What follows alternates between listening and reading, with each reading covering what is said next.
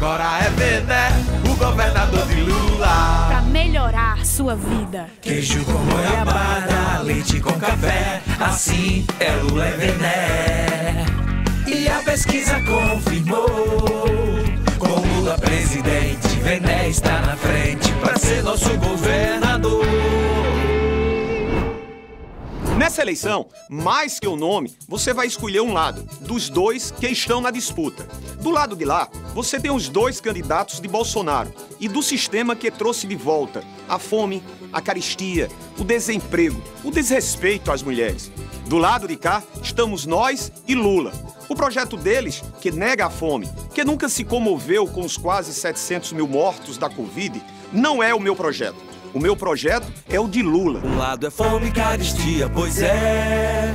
O outro é Lula e Vené. Eu tenho um lado só.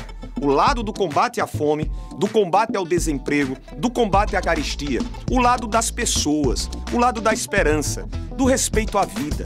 Se você acha que Bolsonaro melhorou a sua vida, você tem os outros dois candidatos. Mas se você acha que é com Lula que você vai voltar a ter emprego e comida na mesa, vai ter saúde e educação de qualidade, que é com Lula que os seus filhos vão ter mais chances na vida, me dê a mão. Como candidato de Lula e junto com vocês, nós vamos mostrar que a Paraíba, como o Brasil, vai voltar a sorrir e ser feliz.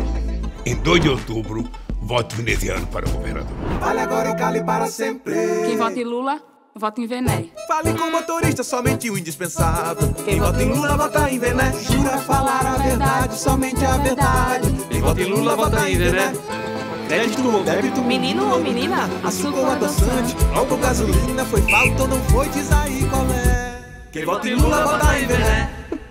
Lula ou Bolsonaro? Lula, claro. Quem vota em Lula, vota em Vené.